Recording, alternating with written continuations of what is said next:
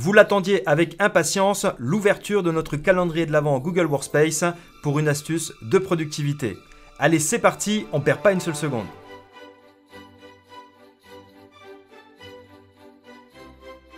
Dans cette vidéo, je vous propose d'aborder la gestion de l'espace partagé avec moi de Google Drive. Vous retrouvez cet espace juste ici, partagé avec moi. Ne le confondez pas avec les drives partagés, cela n'a rien à voir. Ici, c'est plutôt la boîte de réception de tous les fichiers et dossiers qui ont été partagés par d'autres propriétaires, dont vous voyez le nom s'afficher juste ici, rangés dans l'ordre chronologique.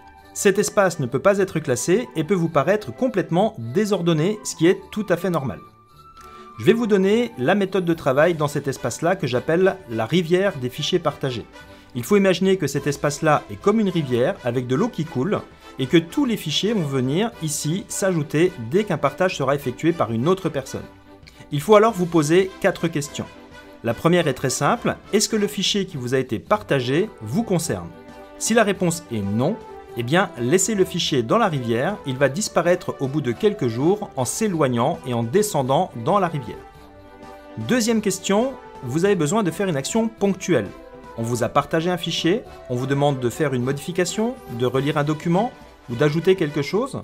Eh bien venez dans la rivière, double-cliquez sur l'élément en question, effectuez votre modification. L'enregistrement est automatique dans Google Drive, vous n'avez plus qu'à quitter le fichier en refermant l'onglet. Et c'est tout, laissez le fichier continuer de vivre sa vie dans la rivière avec le temps. Là, vous n'avez pas besoin d'y revenir.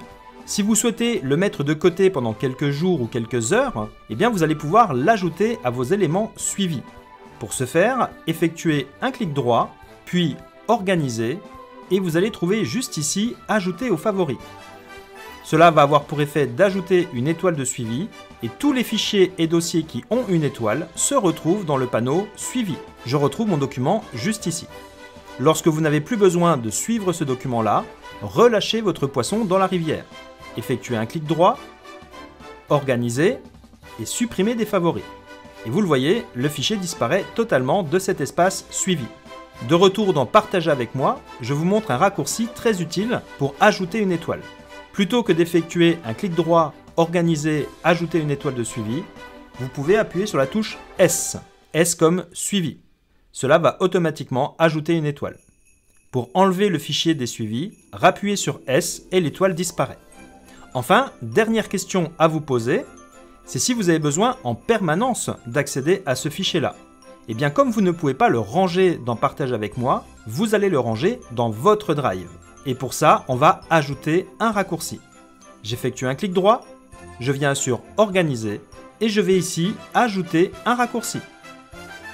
Google vous propose plusieurs emplacements pour ajouter un raccourci vers ce fichier-là qui a été partagé avec vous, des suggestions qui sont proposées par l'intelligence artificielle, de l'ajouter directement à un dossier qui serait dans vos éléments suivis, ou alors d'accéder à tous les emplacements possibles dans votre Drive, dans un Drive partagé, sur votre ordinateur ou dans Partager avec moi.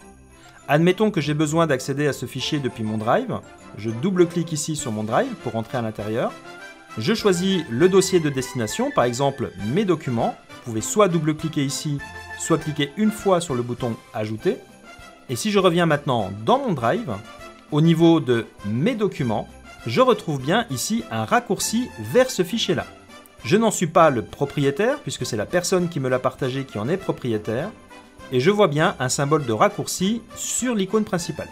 L'avantage quand vous ajoutez un raccourci d'un fichier qui ne vous appartient pas, c'est que vous êtes propriétaire du raccourci. Ainsi, si je souhaite renommer ce fichier, dans les options de raccourci, je vais enlever le mot exemple, et que je clique sur OK, mon raccourci a bien été renommé, mais si je double-clique, le fichier a bien le nom exemple sheets tdc. C'est tout l'avantage d'utiliser les raccourcis de fichiers qui ne vous appartiennent pas. Vous pouvez les ranger dans votre Drive, dans le dossier de votre choix, et renommer le raccourci comme vous le souhaitez. Voilà, nous avons abordé l'espace Partager avec moi qui, comme vous l'avez constaté, est un moulin à fichiers, qui n'est pas classable et qui n'est pas rangeable. Posez-vous les 4 questions utiles. Est-ce que ce fichier me concerne? Si ce n'est pas le cas, laissez couler. Est-ce que vous avez une modification ponctuelle à faire? Si c'est le cas, faites votre modification et laissez couler. Vous pouvez éventuellement ajouter une étoile pour le retrouver dans les éléments suivis. Et lorsque vous n'avez plus besoin de le suivre, retirez l'étoile. Et enfin, ajoutez un raccourci à votre Drive pour le garder de manière permanente. Merci beaucoup pour votre attention. On se retrouve dès demain pour une nouvelle astuce de productivité sur une application Google Workspace. Ciao ciao!